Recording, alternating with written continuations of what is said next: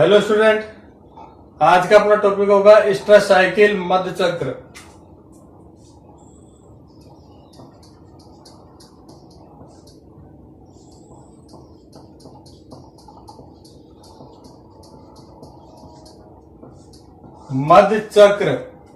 मध्य चक्र किसे कहते हैं? दो मध्यकाल के बीच की अवधि को दो मध्यकाल के बीच की अवधि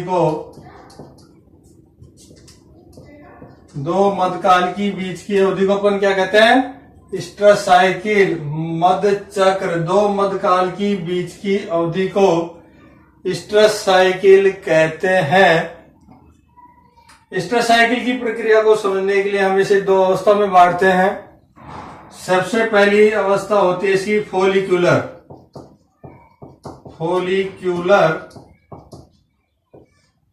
मध्य चक्र। नंबर 2 होती है इसकी लुटियल मध्य चक्र। सबसे पहले बात करते हैं फोलिकुलर मध्य चक्र।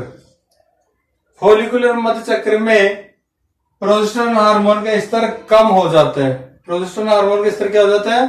कम हो जाता है और एस्ट्रोजन हार्मोन का स्तर बढ़ जाता है। एस्ट्रोजन हार्मोन का स्तर बढ़ जाता है और प्रोजेस्टेरोन हार्मोन का स्तर क्या हो जाता है? कम हो जाता है। इसलिए इसे अपन क्या कहते हैं? एस्ट्रोजेनिक अवस्था भी कह देते हैं। लुटियल मध्य चक्र में एस्ट्रोजन हार्मोन का स्तर तो क्या हो जाता है? कम हो जाता है, जबकि प्रोजेस्टेरोन हार्मोन का स्तर बढ़ जाता है। प्रोजेस्टेरोन हार्मोन का स्तर बढ़ता है।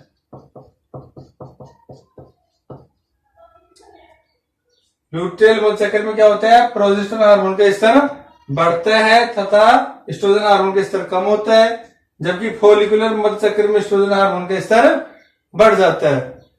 फोलिकुलर मध्य चक्र को अपन दो अवस्थाओं के द्वारा समझते हैं। दो भागों में बांटा गया है उसको, फोलिकुलर को। पहला होता है इसमें प्रोस्ट्रस,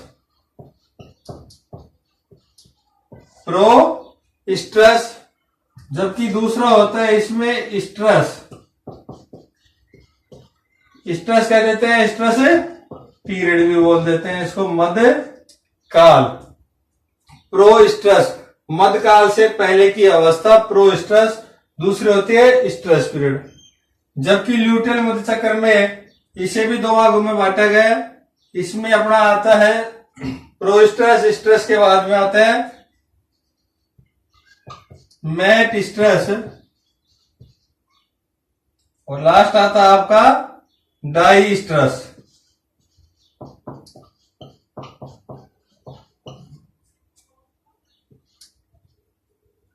फोलिकुलर मध्य चक्र को दो भागों में बांट दिया, प्रोस्ट्रेस और स्ट्रेस पीरियड में। लुटियल मध्य चक्र को दो भागों में बांट दिया, मेट स्ट्रेस और डाई स्ट्रेस में। अपन ने समझ लिया फोलिकुलर मध्य चक्र में क्या होता है। फोलिकुलर मध्य चक्र में प्रोजेस्टेरोन हार्मोन का स्तर कम हो जाता है, एस्ट्रोजन हार्मोन का स्तर बढ़ने लगता है। एस्ट्रोजन हार्मोन का स्तर बढ़ने लगता है, इसलिए इसे एस्ट्रोजेनिक अवस्था भी कह देते हैं।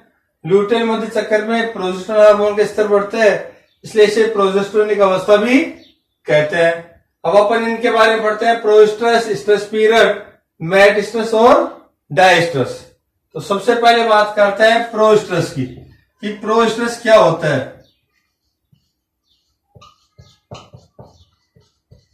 प्रोस्ट्रेस मध्यकाल से पहले की अवस्था, पशु के मध्यकाल में आने से पहले की अवस्था क्या होती है? प्रोस्ट्रेस होती है, जो कि 3 से 5 दिन की अवस्था होती है। 3 से 5 दिन की अवस्था होती है। इसमें एफएसएच हार्मोन के प्रभाव के कारण ग्राफेन फोलिकल का विकास हो जाता है। ग्राफेन फोलिकल का विकास होने लगता है तथा एस्ट्रोजन हार्मोन का स्तर बढ़ जाता है। एस्ट्रोजन हार्मोन का स्तर बढ़ जाता है। प्रोस्टेशन में क्या होता है, 3 से 5 दिन की अवस्था होती है। ग्राफिन फॉलिकल का विकास होने लगता है। ग्राफिन फॉलिकल का विकास किससे होता है, कौन से हार्मोन से, फॉलिकल स्टिमुलेटिंग हार्मोन या एफएसएच हार्मोन के प्रभाव के कारण ग्राफिन फॉलिकल का विकास होने लगता है। एस्ट्रोजन हार्मोन का स्तर बढ़ जाता है और पशु हीट में आने लगता है, मध में आने लगता है। नंबर 2 बात करते हैं अपन स्ट्रेस पीरियड।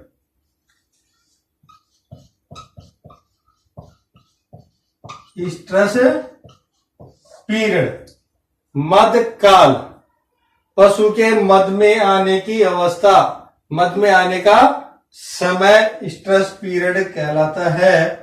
इस पीरियड में या इसमें स्ट्रेस में क्या होता है, मादा पशु नर पशु की तरफ संभोग करने की इच्छा प्रकट करती है, उसको अपनी तरफ आकर्षित करती है, उसके शरीर में परिवर्तन होने लगते हैं तथा इसी में स्ट्रेस पीरियड में, इस अवस्था में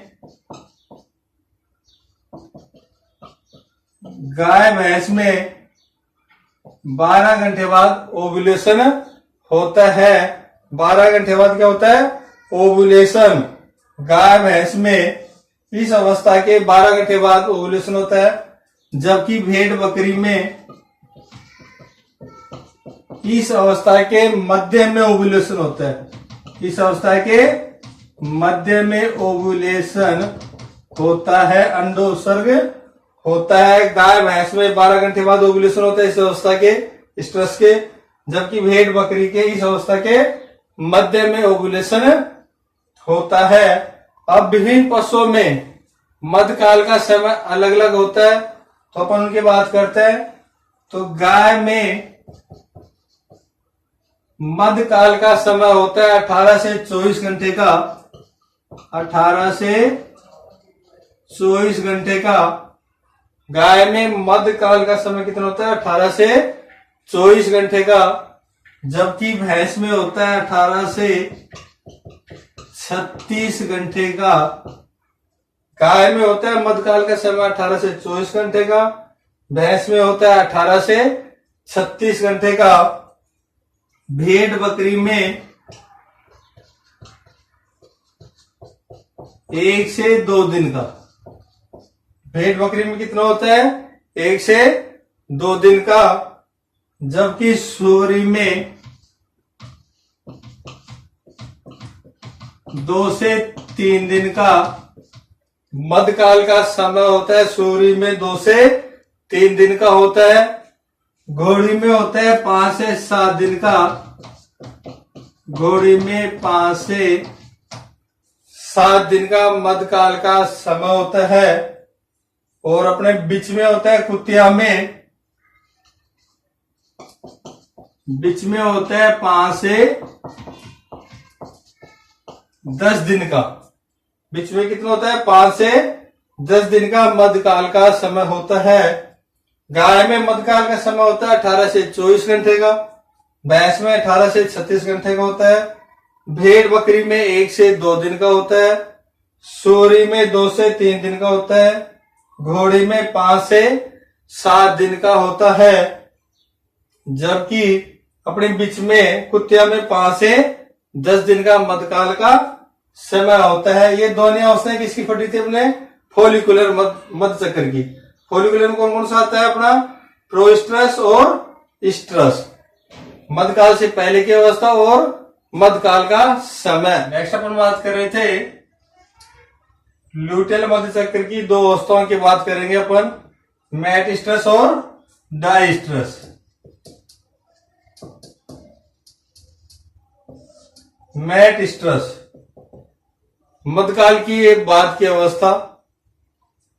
इस अवस्था में एलएच हार्मोन के प्रभाव के कारण, एलएच हार्मोन के प्रभाव के कारण जो ग्राफिन फॉलिकल जो विकसित हो गई थी वो फटने लगती है, जीएफ पर विखंडन हो जाता, फट जाती है, जिससे क्या बनता अपना कार्पस लूटियम। कार्पस लूटियम का निर्माण होता है और कार्पस लूटियम के द्वारा ही कौन सा हार्मोन स्रावित होता है, अपना प्रोजेस्टेरोन। प्रोजेस्टेरोन हार्मोन स्रावित होता है। और प्रोजेस्टेरोन हार्मोन का कार्य क्या है? गर्भावस्था को बनाए रखने का कार्य कौन करता है? अपना गर्भावस्था को बनाए रखने का कार्य करता है प्रोजेस्टेरोन हार्मोन।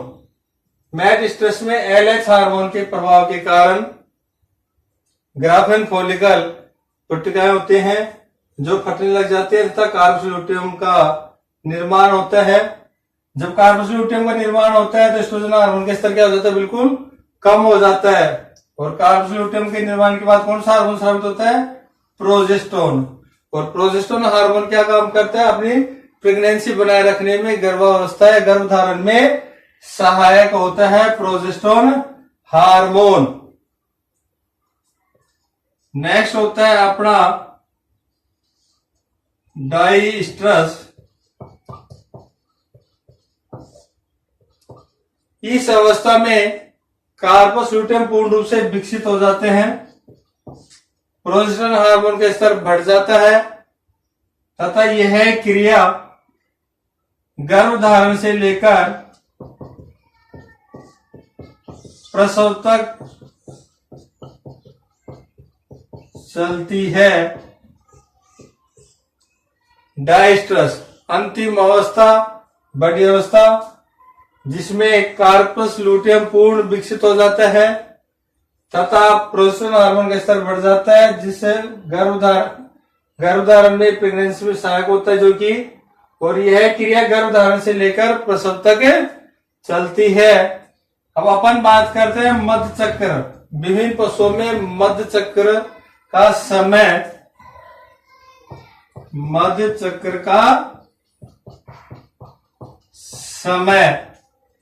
चक्र का समय, तो सबसे पहले बात करते हैं अपन गाय, भैंस, बकरी, सूरी व घोड़ी। गाय भैंस हो गई, बकरी, सूरी व घोड़ी में मध्य चक्र का समय होता है अपना। एस्ट्रो साइकिल का समय कितने दिन का होता है? 21 दिन का होता है। कितने दिन का समय होता है? 21 दिन का समय होता है। जबकि भेड़ में मध्य चक्र का समय होता है अपने 16 से 17 दिन का। 16 से 17 दिन का होता है। भेड़ में होता है 16 से 17 दिन का। और बीच में होता है कुत्ते में अपने वर्ष में 2 बार। बीच में होता है वर्ष में 2 बार। विशेष ध्यान रखना, गाय, भैंस, बकरी, सूरी व घोड़ी में मध्य चक्र की अवस्था कितने दिन की होती है? एस्ट्रो साइकिल की 21 दिन की अवस्था होती है। जबकि भेड़ में 16 से 17 दिन की होती है। 16.5 दिन होते हैं, इसलिए अपन मानते हैं 16 से 17 दिन की होती है। बीच की होती है वर्ष में 2 बार। इस प्रकार आपका ये मध्य चक्र कंप्लीट होता है। मध्य चक्र में विशेष अपने को ये ध्यान रखना कौन से पशु का मध्य चक्र का समय कितना होता है एवं मध्यकाल का समय कौन कौन सा होता है, कौन से में इनकी कौन कौन सी अवस्थाएं होती है, उन अवस्थाओं का नाम याद रखना और उसके बारे में अपने को जानकारी रखनी है। थैंक यू, धन्यवाद।